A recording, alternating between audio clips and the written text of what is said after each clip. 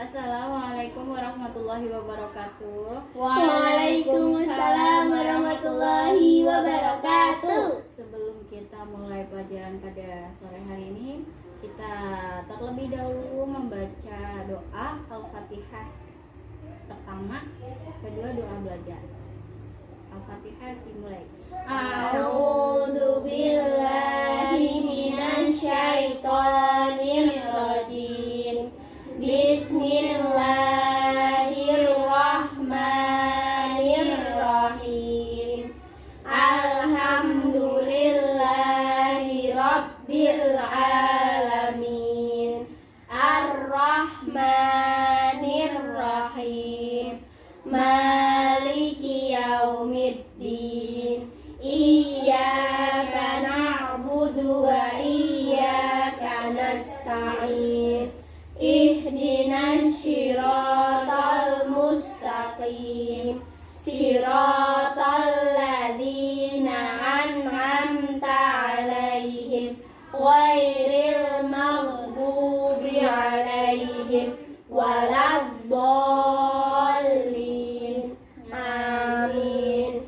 Bismillahirrahmanirrahim. Raditu billahi rabba wa bil islami dina wa bil muhammadin nabiyya wa rasulah. Rabbi zidni ilma warzuqni fahma. Ya, hari ini kita akan mempelajari tentang tajdid. Apa itu tajdid pertama-tama? Siapa yang tahu pertama itu tajdid itu apa? Siapa yang sudah membaca semalam materi kita untuk hari ini? Ayo Mbak Febiola, silahkan. Mungkin kayak rasa-rasanya tahu gitu ya. Tajdid itu apa artinya? Jadi semalam itu saya baca, Bu. Tajdid itu kalau secara bahasa artinya pembaharuan. Yakni proses memperbaharui sesuatu yang dipandang usang atau rusak. Kalau secara istilah ditegaskan oleh Imam Al-Syatibi seperti yang dikutip oleh Syekh Alawi, tajdid itu berarti menghidupkan ajaran Quran dan Sunnah yang telah banyak ditinggalkan umatnya dan memurnikan pemahaman dan pengamalan agama Islam dari hal-hal yang tidak berasal dari Islam. Begitu, Bu. Iya, jadi tajdid adalah suatu gerakan pembaharuan yang salah satunya dilakukan oleh Muhammadiyah. Pertama, tadi tajdid adalah suatu gerakan pembaharuan.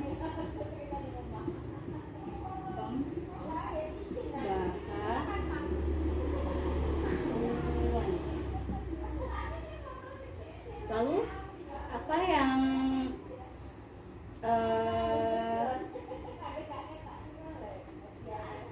yang membedakan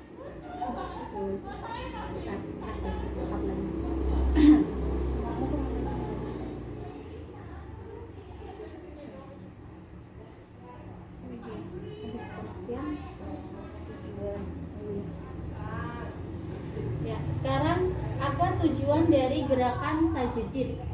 Apa tujuan dari gerakan tajdid yang dilakukan oleh Muhammadiyah?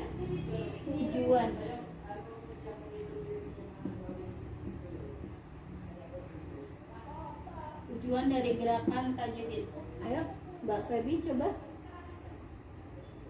Kok aku terus sih, Bu? Kayaknya yang sudah membaca tuh Mbak Febi. Jadi, ayo silahkan. Jadi Disebutkan saja. Ayo, ada berapa?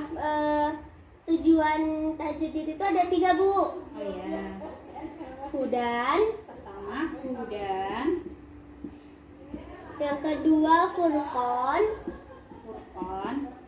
dan yang ketiga itu rahmatan lil alamin, Bu.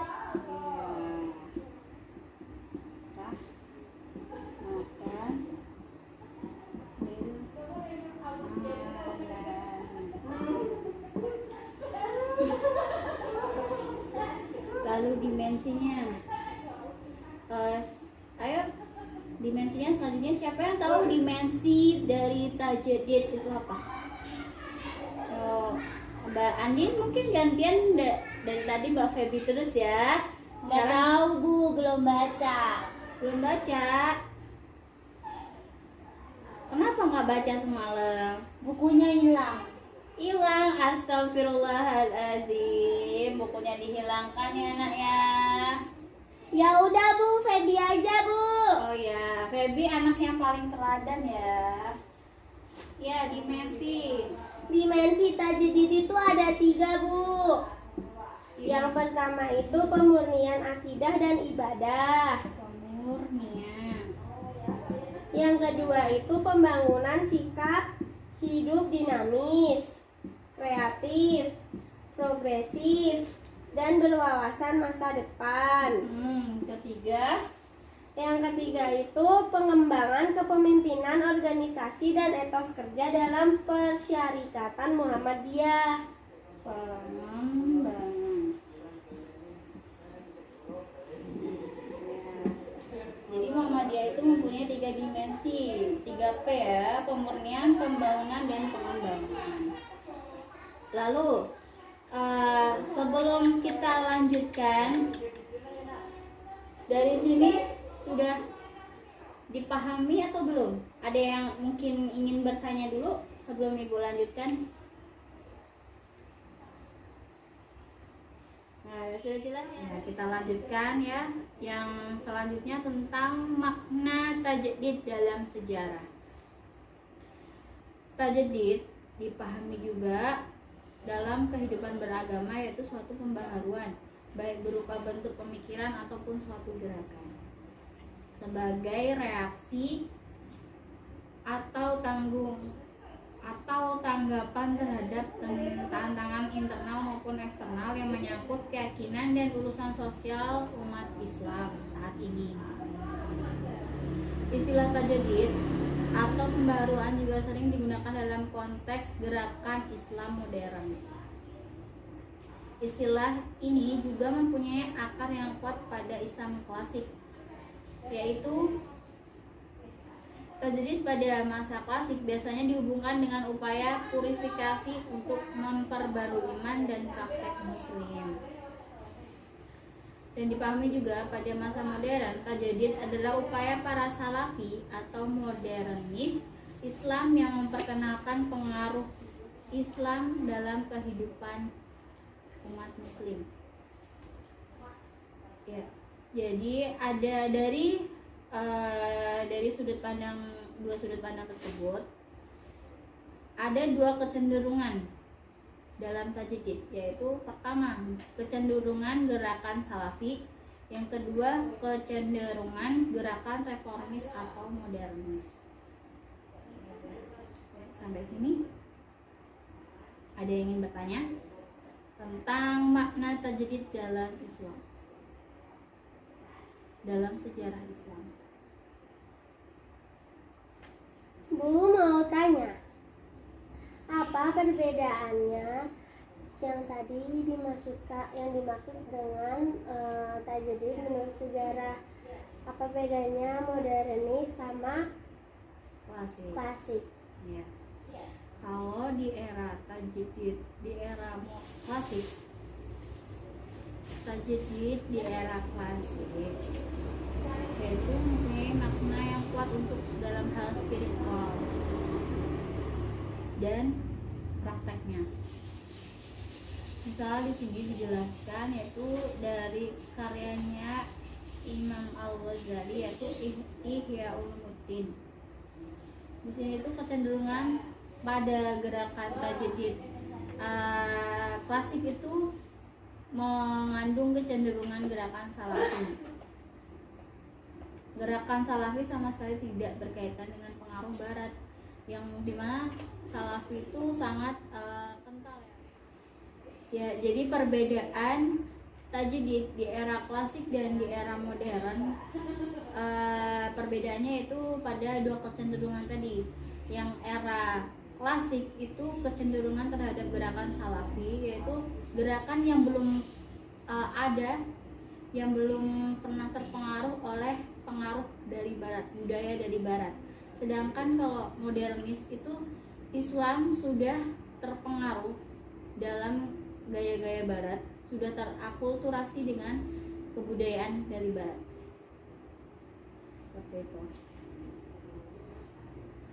Ya, terima kasih Bu. Iya, sama-sama. Nah, sekarang kita lanjutkan ke dalam tokoh-tokoh pada zaman modern dan klasik. Siapa yang bisa menyebutkan tokoh-tokohnya siapa saja? Saya Bu. Oh iya, silakan Mbak Andin. Yang dari periode klasik sampai modern ya. Iya. Yang pertama itu ada Ibnu Taimiyah, Muhammad Ibnu Abdul Wahab, Iya. ada Jamaluddin Al-Afghani, Muhammad Abduh, Iya. sama Rashid Ridho. Iya, betul sekali. Ya, di sini yang terakhir Rashid Ridho ya. Iya. Ya. Kita bisa mengambil dari ide-ide pembaharuan yang dibawa oleh Rashid Ridho, yaitu dalam bidang keagamaan, bidang pendidikan, dan bidang politik. Dia berpendapat bahwa umat Islam sekarang itu lemah karena mereka tidak lagi mengamalkan ajaran-ajaran agama Islam yang murni seperti yang dipraktekkan pada masa Rasulullah SAW dan para sahabatnya, melainkan ajaran sudah banyak bercampur dengan bid'ah dan kufarat, yang ya dimana banyak ya bid'ah yang sekarang ini juga terjadi di era sekarang sampai sekarang. Lalu selanjutnya tokoh pembaharu dalam gerakan Indonesia, Mbak Adin tahu enggak? Nggak tahu. Belum baca Bu. Belum baca ya. Ibu sebutkan nanti ditulis dan dihafalkan ya. Ya. Ya. Pertama Jamiatul Khair dan Al-Irsyad, yang kedua Sarekat Islam, yang ketiga Pemersatu Islam, yang keempat Muhammadiyah. Ya, nanti ibu kasih tugas ya, PR ya. Untuk tugasnya silahkan kalian mengklasifikasikan dari 4 gerakan pembaharu tersebut apa saja gerakan pembaharu yang dihasilkan oleh keempat dari gerakan tersebut. Apa saja yang sudah mereka berikan terhadap Islam di Indonesia. Udah? Ya. Ya, ada yang ditanyakan lagi? Ibu bisa tolong jelaskan kembali mengenai PR-nya? Oh ya, PR-nya tadi kan ada 4 gerakan pembaharu. Nah, ibu minta kalian sebutkan gerakan apa saja, perubahan apa saja yang dihasilkan, yang diperbuat, yang dilakukan oleh 4 gerakan pembaharu tersebut. Nah, itu PR-nya ya. Sudah paham PR-nya? Berarti kita hanya menyebutkan dari masing-masing pembaharu itu gerakannya aja Bu. Iya. Contoh Jadi gerakannya kan Bu. iya. Apa saja yang sudah dihasilkan. Baik. Sebelum ibu tutup, sudah tidak ada lagi pertanyaan? Tidak. Ya, Belum baiklah. Bu. Ya, baiklah. Kita tutup ya dengan hamdalah dan doa kafaratul majelis.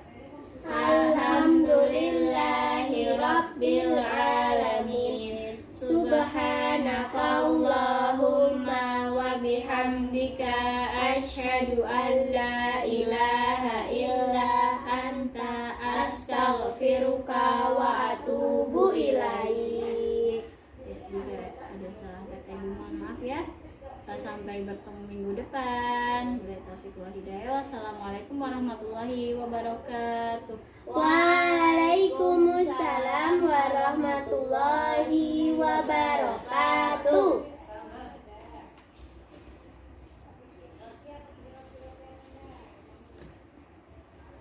Apa sih, aku mau apa sih, apa?